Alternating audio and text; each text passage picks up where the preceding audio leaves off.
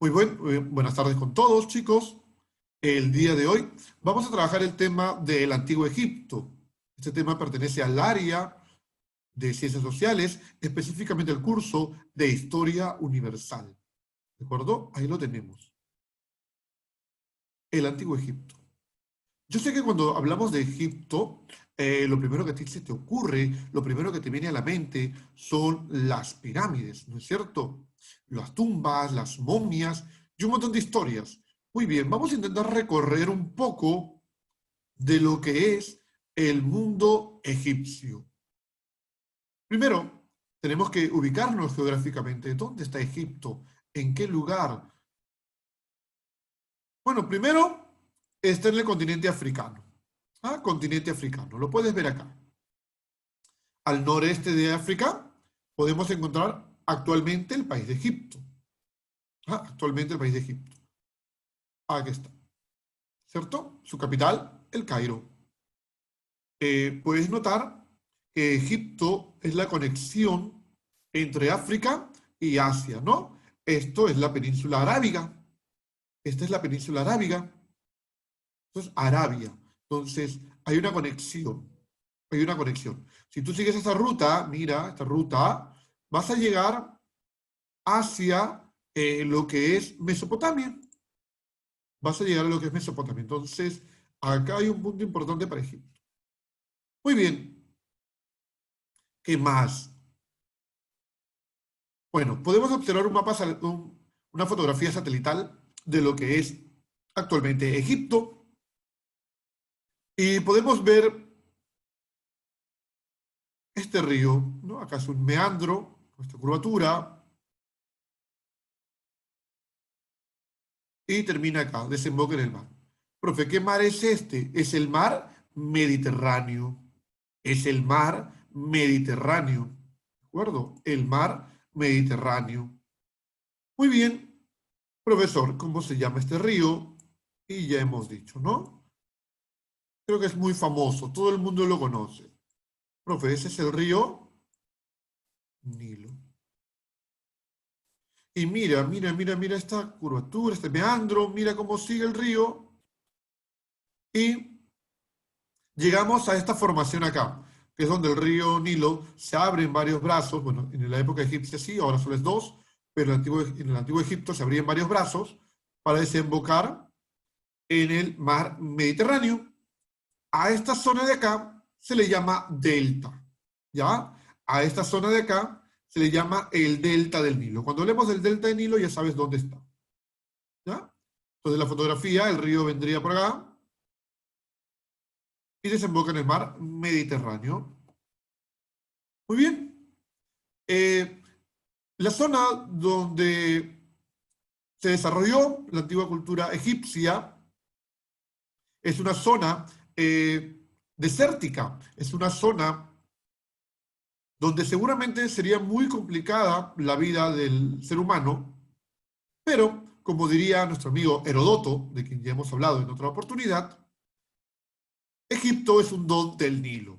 Es decir, el Nilo hace que este desarrollo cultural sea óptimo.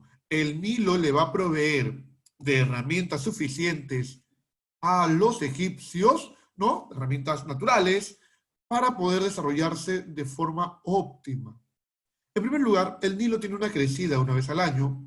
Esta crecida trae un limo negro, un barro negro, que ¿no? El Nilo inunda todo y luego regresa a su caudal y toda esa zona donde creció el Nilo se llena de este limo que es una sustancia fertilizante que hace posible el desarrollo agrícola. Que hace posible el desarrollo agrícola.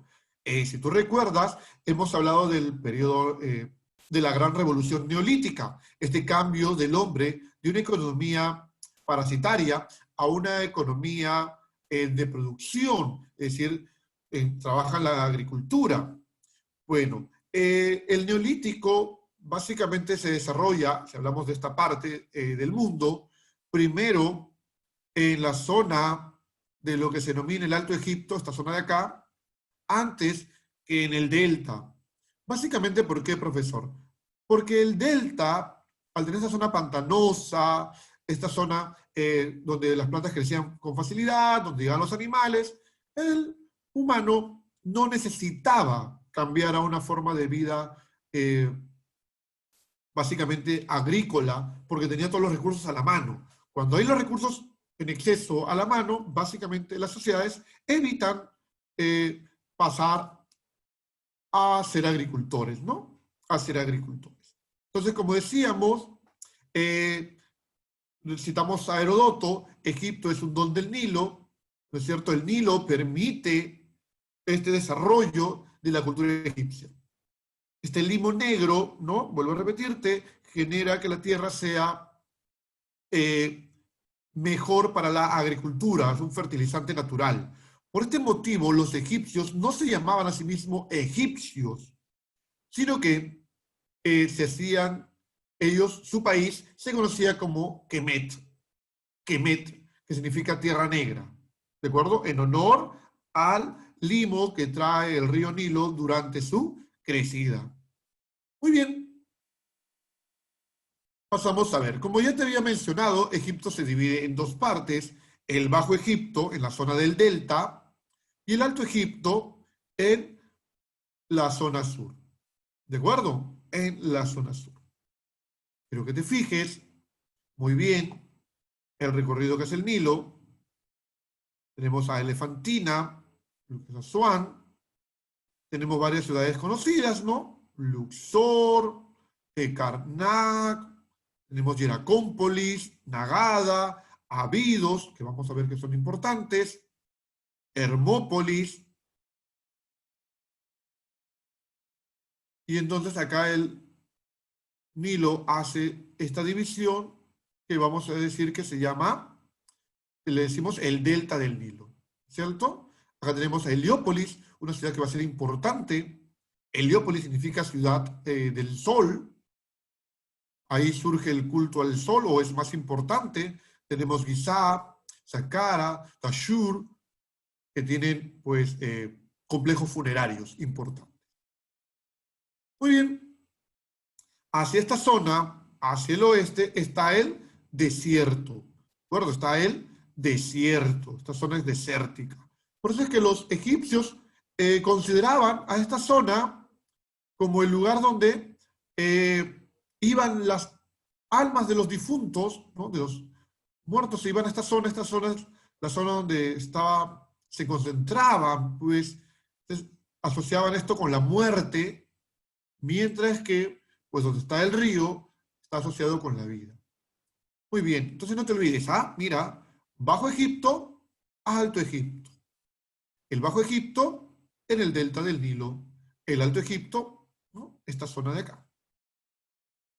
Profesor, ¿qué más? ¿Cómo se dividía Egipto? Se dividía en lo que se denomina nomos. Se divide en lo que se llama nomos.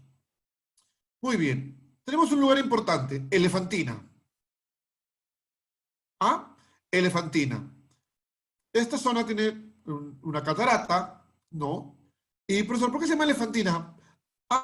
Porque las rocas, como puedes verlas acá, decían los egipcios que se parecían a los cuerpos de elefantes. Por eso el nombre de Elefantina, ¿no? Que puedes verla acá. Acá está. Ahí tenemos una representación del dios Api. El dios Api es el dios del Nilo. Los egipcios consideraban que cuando el Nilo crecía, ¿no?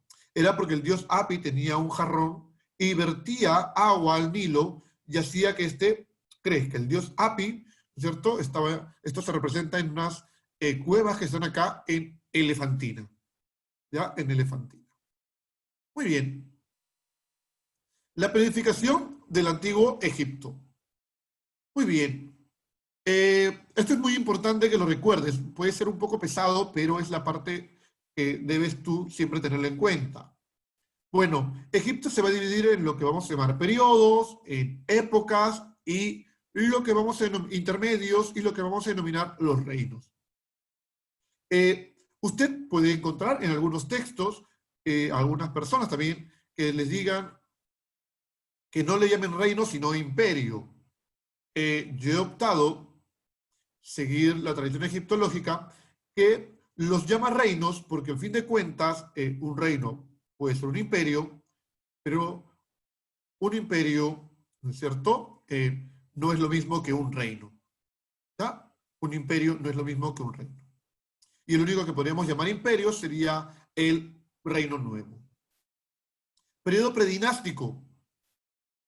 Vamos a iniciar más o menos del 4000 al 3100 antes de Cristo, también conocido como los adoradores de Horus. ¿De acuerdo? Acá aún no hay dinastías, no hay faraones, el país está dividido. Destaca Nagada, Hieracómpolis y Abidos. Son tres reinos que se van a ir formando y que son del Alto Egipto, y van a ir desarrollando una cultura propia. Luego, poco a poco, la cultura del Alto Egipto va a ingresar al Bajo Egipto.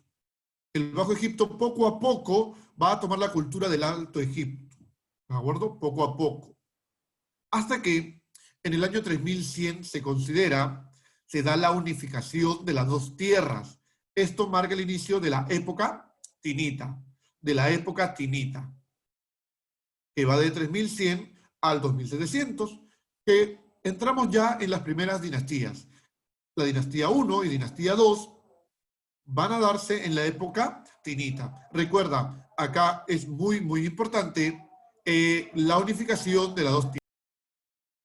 Entonces, profesor, ¿por qué se llama época tinita?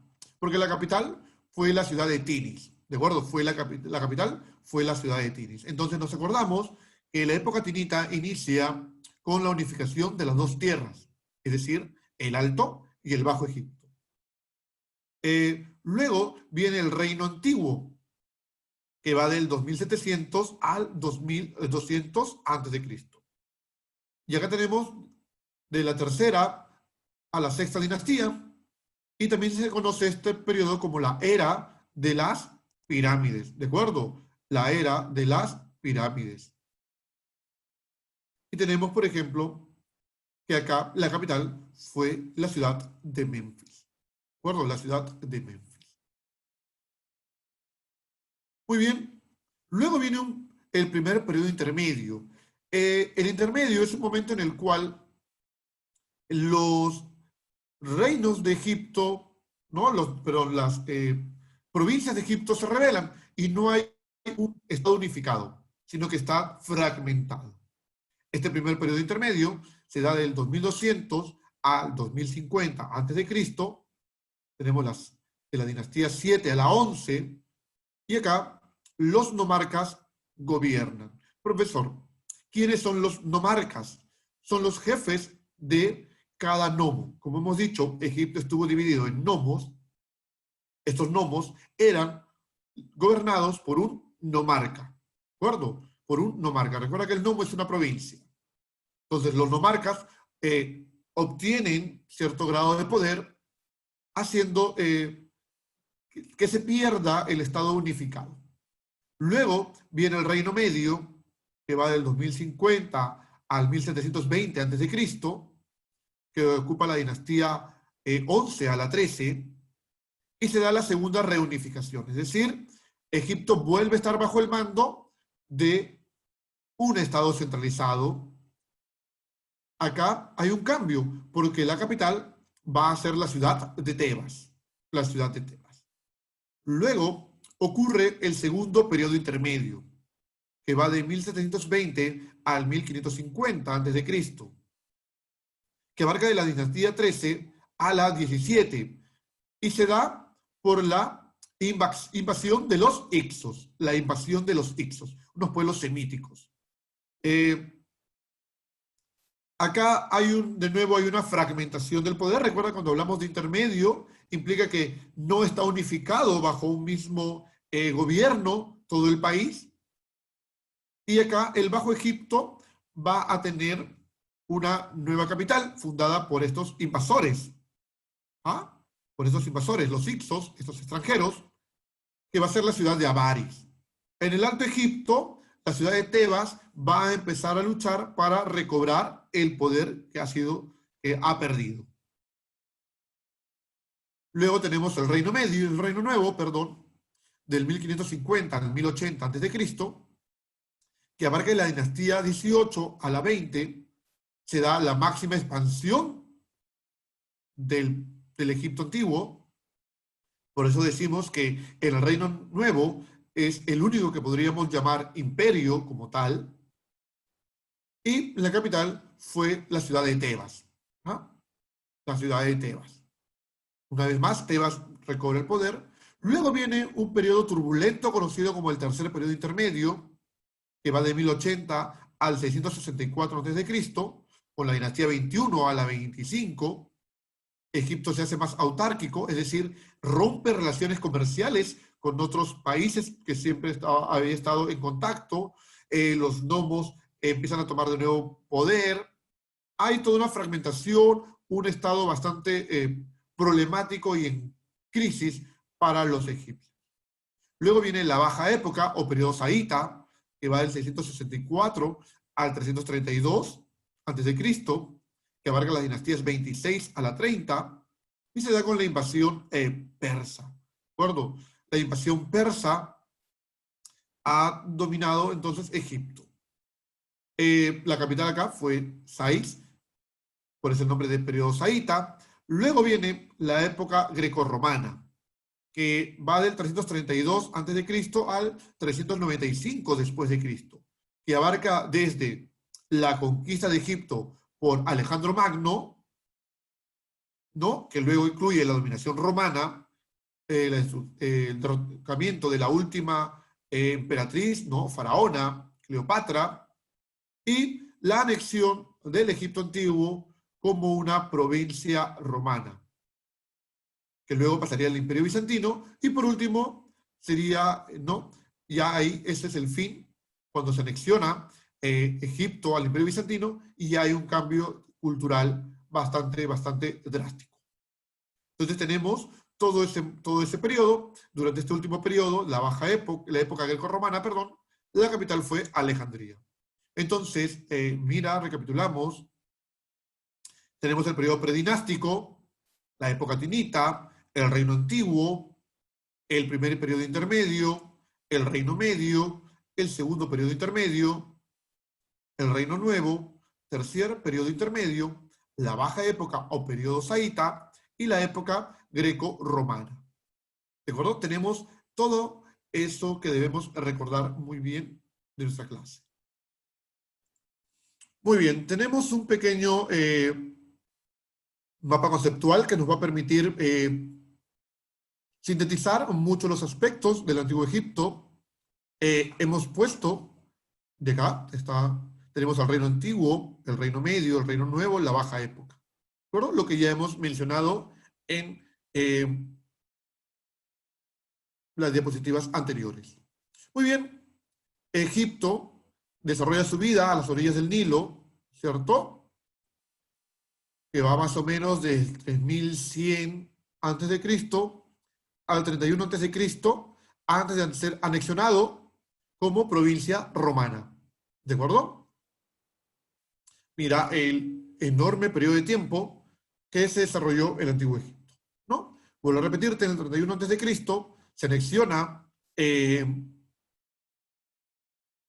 Egipto como provincia romana, que hemos dicho que es parte de la época greco-romana.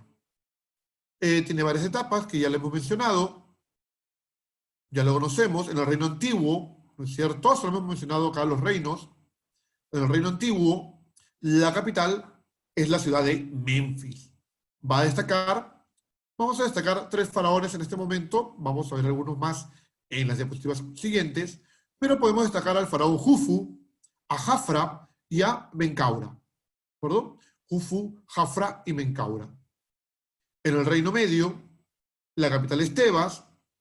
En el Reino Nuevo, la capital también es Tebas. Recuerda que ambos se desarrollan desde Tebas para unificar el país, ¿no? La baja época, ¿no? Hay dominio de los griegos, de los persas. Muy bien. Egipto, ya hemos dicho, se va a caracterizar básicamente a nivel político porque es gobernado por un faraón. Al fin de cuentas, el faraón es el hijo del dios Sol, ¿de acuerdo? Es el hijo del dios Sol. El faraón, al fin de cuentas, tiene todo el poder. Un poder teocrático, tiene un poder político, un poder militar. ¿De acuerdo? Es un poder absolutista. El faraón, entre varios de sus representantes, tiene a los nomarcas. Profesor, los nomarcas, ¿quiénes son? Son los gobernadores provinciales. ¿De acuerdo? Son los gobernadores provinciales. El faraón tenía una mano derecha como un primer ministro, el denominado Chati, el Chati, o gran visir. El término visir es un término no propio de Egipto. El término correcto sería Chati, pero lo recordamos, que era el primer ministro, el encargado de supervisar. ¿Ah? El encargado de supervisar. Muy bien. Ahora, a nivel de sociedad, Egipto, obviamente, era una sociedad de tipo piramidal, es decir, no era igualitaria. Había una enorme diferenciación social entre los miembros de la sociedad. Tenemos un grupo dominante y un grupo dominado. Al fin de cuentas, el grupo dominado era el grupo que tenía todos los privilegios. El grupo, ¿no? El grupo dominante. Mientras que el grupo dominado tenía que estar subyugado a la voluntad de este otro grupo. El grupo dominante, formado por el faraón, la familia del faraón, los nobles, los sacerdotes y los funcionarios. El grupo dominado eran los comerciantes, artesanos, campesinos y esclavos. ¿De acuerdo? En cuanto a la economía está basada en la agricultura. ¿De acuerdo? La economía está basada en la agricultura. La principal fuente de ingresos económicos del antiguo Egipto era la agricultura. También tenían la ganadería, había una artesanía y comercio, y todo estaba regulado por el faraón. Se hacían grandes viajes a países lejanos con la finalidad de traer productos exóticos que luego van a ser productos de prestigio.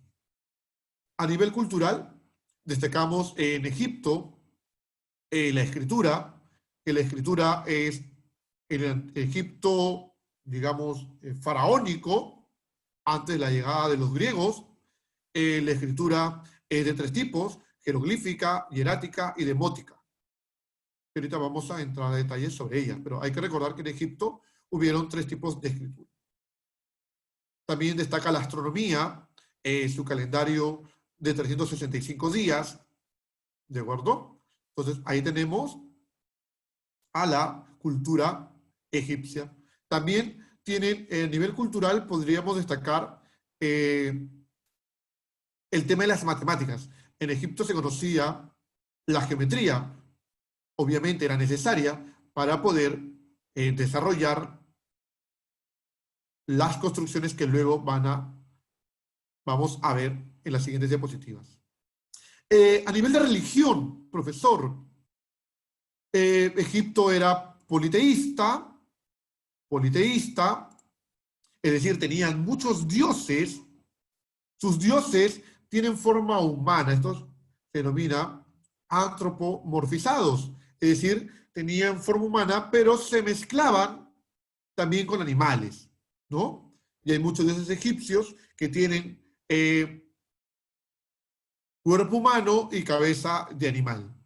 Tenemos, por ejemplo, al dios Amon-Ra, es un dios del Imperio Nuevo, ¿no? Del Reino Nuevo, que es la mezcla de dos dioses.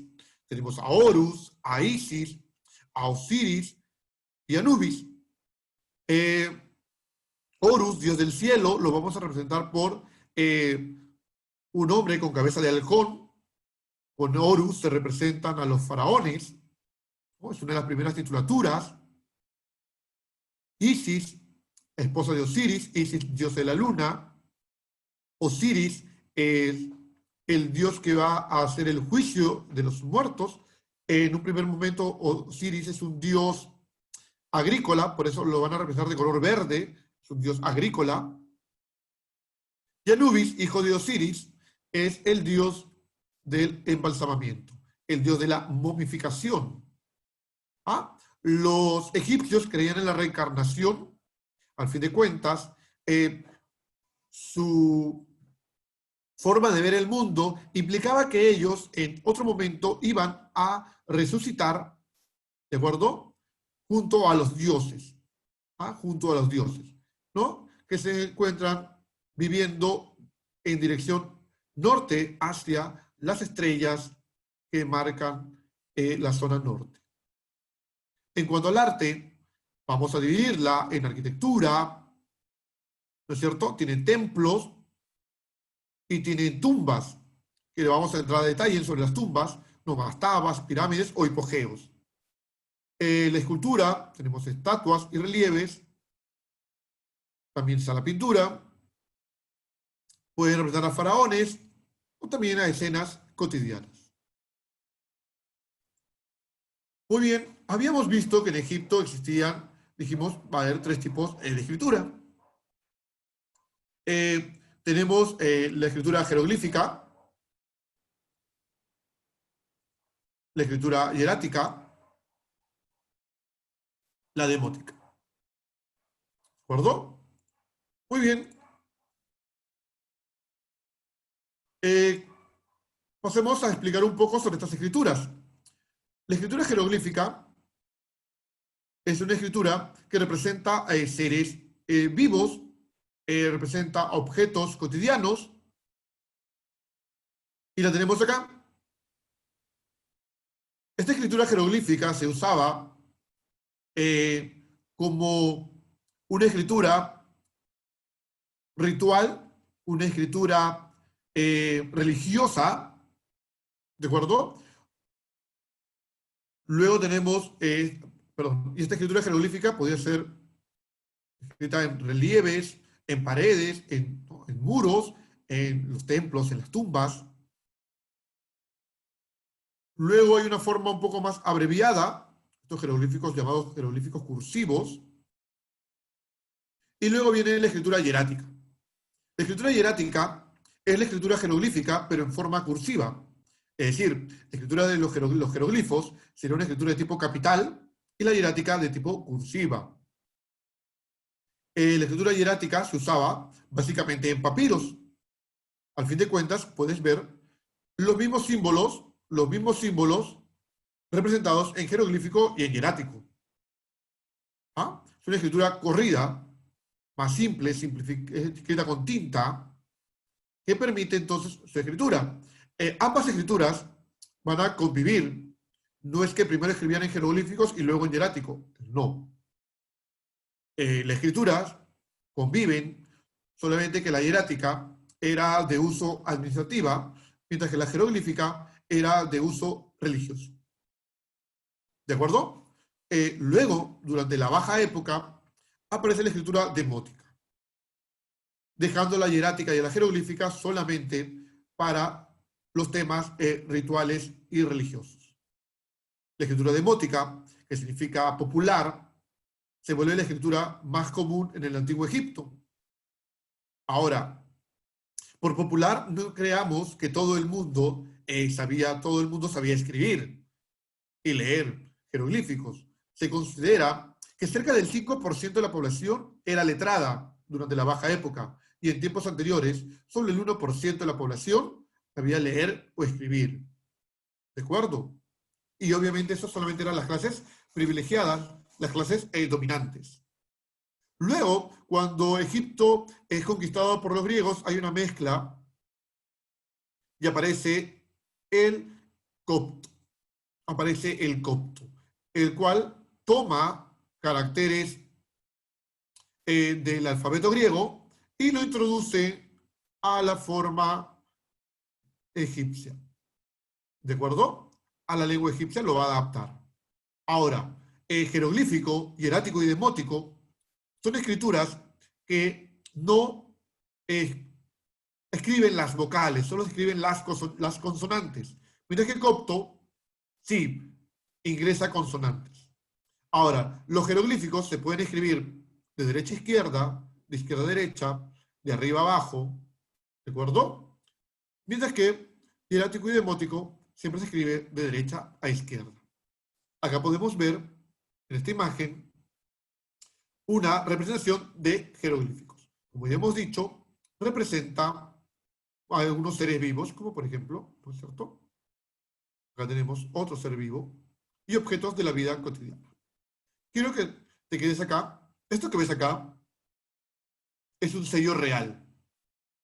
El nombre del faraón se escribía dentro de un sello real. ¿De acuerdo? Dentro de un sello real. Muy bien. Entonces, no nos olvidemos, la escritura del Antiguo Egipto, en jeroglíficos, hierático y demótico, como los de la etapa autónoma. Y luego, con la dominación griega, aparece el copto.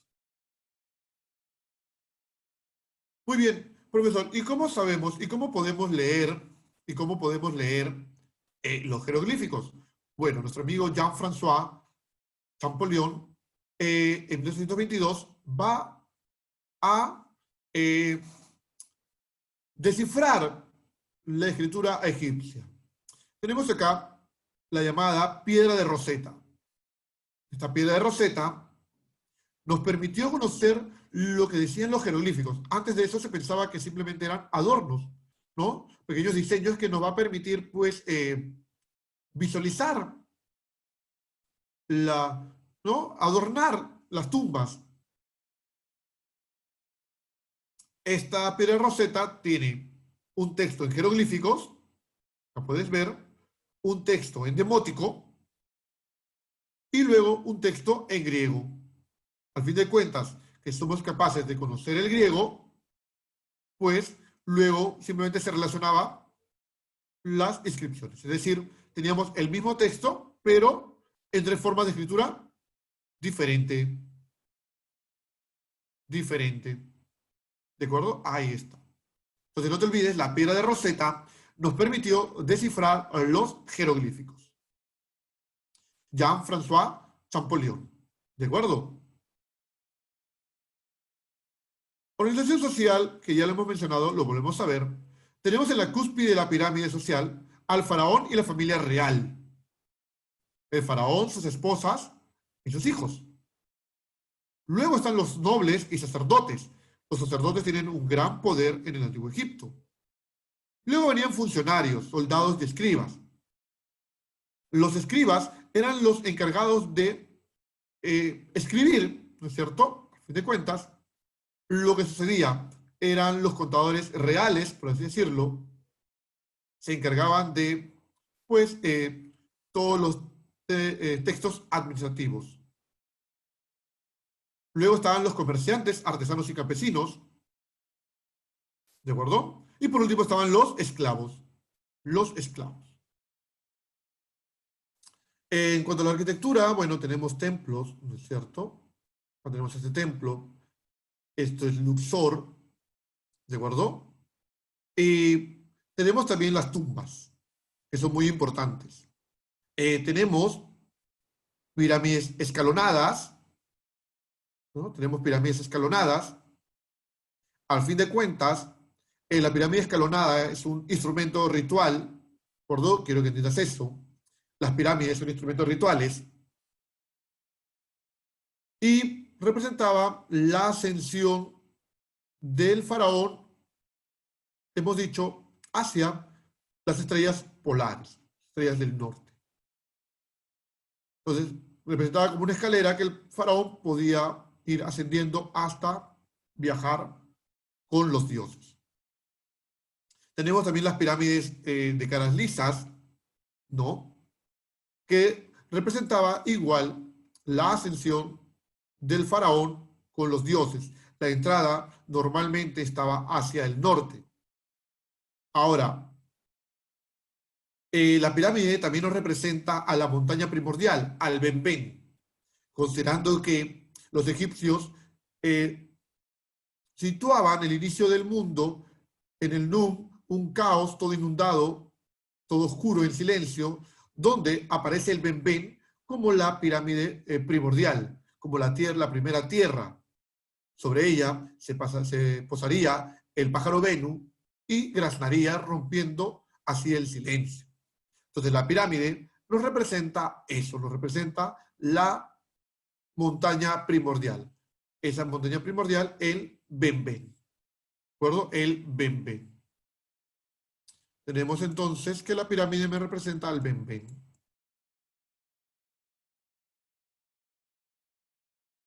Luego tenemos las mastabas, que son pirámides truncas, son propias de los faraones de las primeras dos dinastías, y luego los hipogeos, que se van a volver populares en el Reino Nuevo.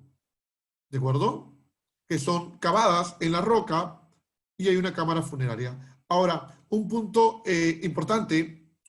importante que quiero que recuerdes, es que los complejos funerarios, como las pirámides, no son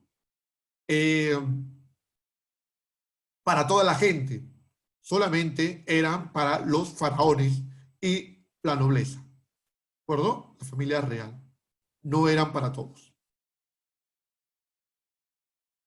Tenemos acá el templo de Karnak. El carnero era la representación del dios Amón, ¿de acuerdo? Ahí tenemos. Y tenemos Abu Simbel, que fue construido por el faraón Ramsés II. Ahí puedes ver Abu Simbel. Muy bien. La momificación también es un tema importante. Tenemos al dios Anubis con cabeza de chacal, lo vas a encontrar, que es el dios del embalsamamiento, de la momificación. ¿De acuerdo?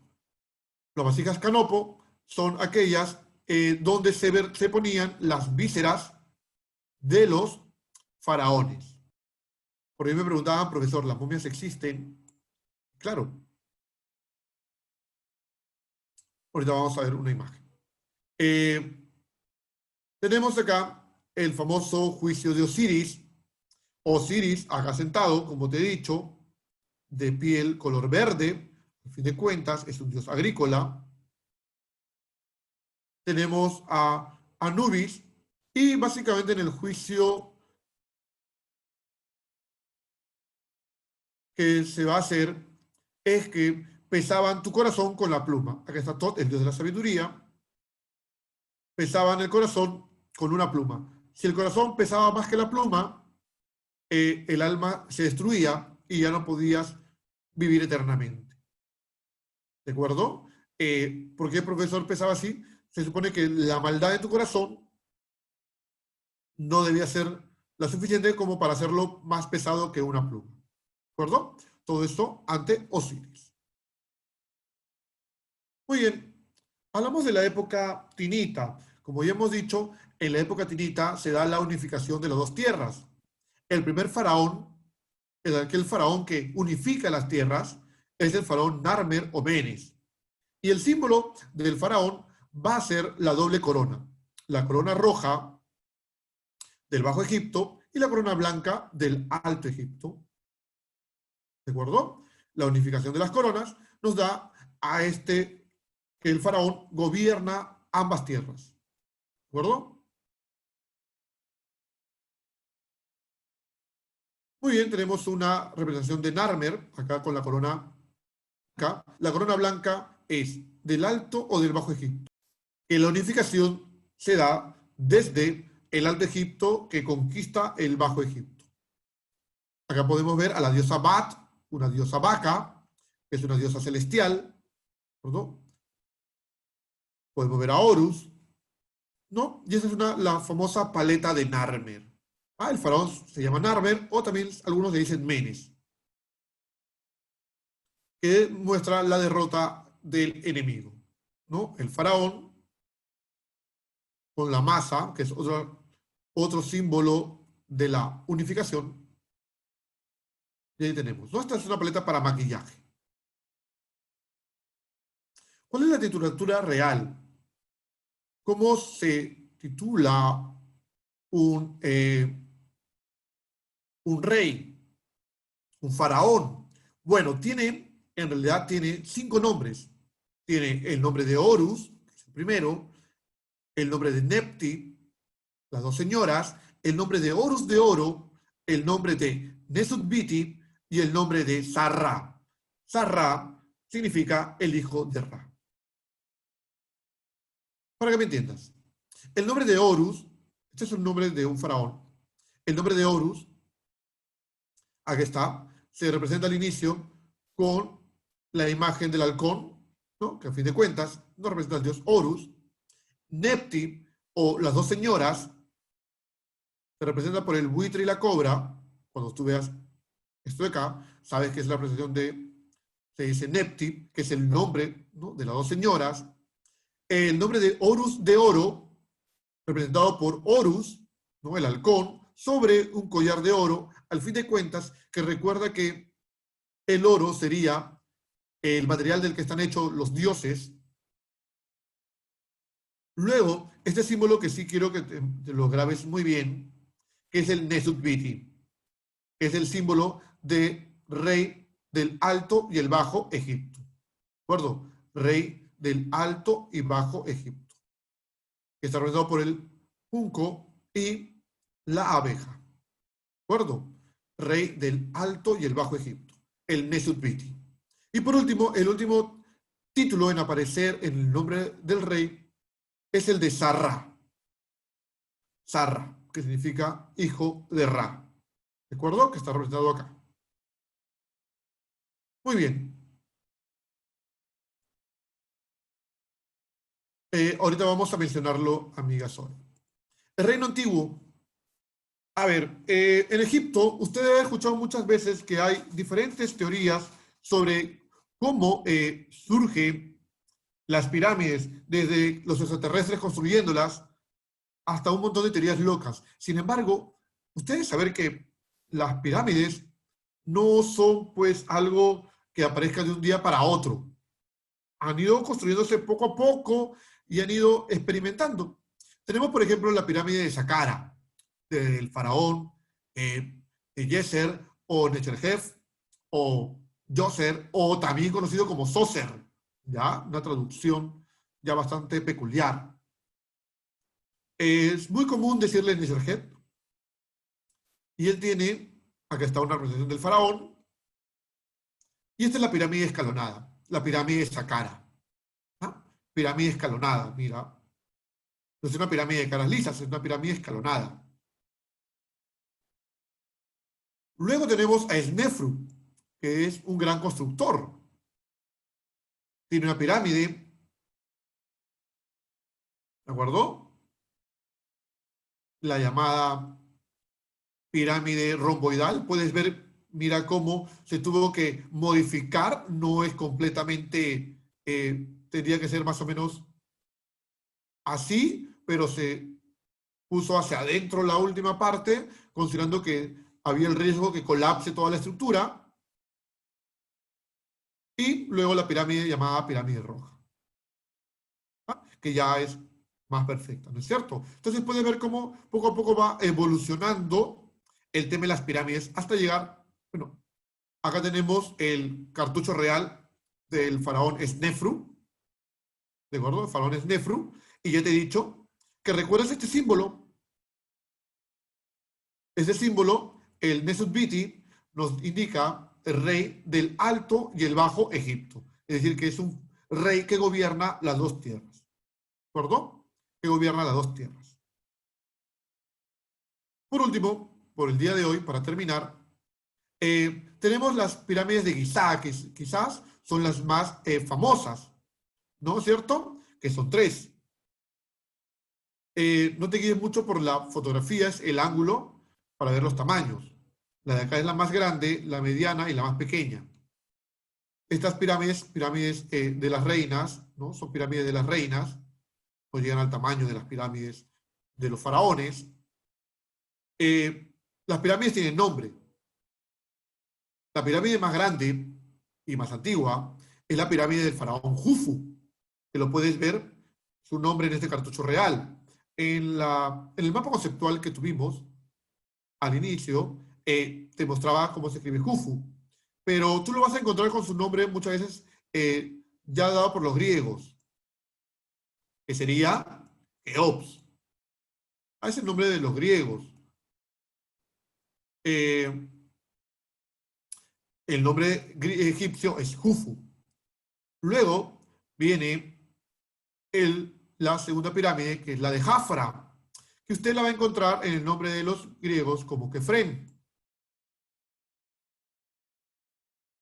La diferencia entre Jafra y Kefren. Recuerde que este símbolo que está acá es el símbolo que significa Sarra, hijo de Ra. No te olvides de esto. Sarra, hijo de Ra. Recuerda que en cartucho siempre va el nombre del faraón. Y por último, la más pequeña es la de Menkaura. La de Menkaura, que para los griegos sería Miserino.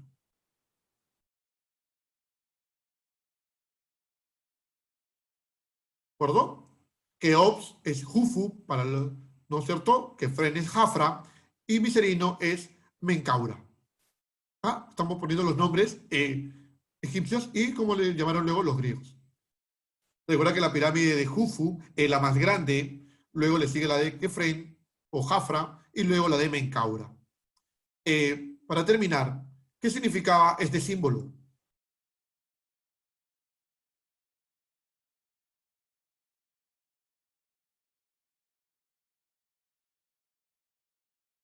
¿Qué significaba este símbolo?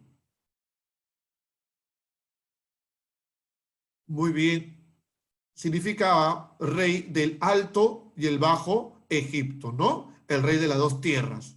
Este significaba, ¿qué significaba este símbolo de acá? La oca y el sol, hijo de Ra, ¿cierto? Hijo de Ra. Sarra, hijo de Ra. Este es el Nesut-Biti, el rey de las dos tierras. Muy bien, chicos, hasta ahí vamos a quedarnos por el día de hoy viendo la primera parte de Egipto. Nos hemos quedado en el reino antiguo. Nos falta ver reino medio, el reino nuevo, que es una época un poco más abundante y con más datos. Espero que haya servido la clase, espero que te hayas divertido, espero que esté todo listo para que puedas adentrarte un poco más en este mundo del antiguo Egipto.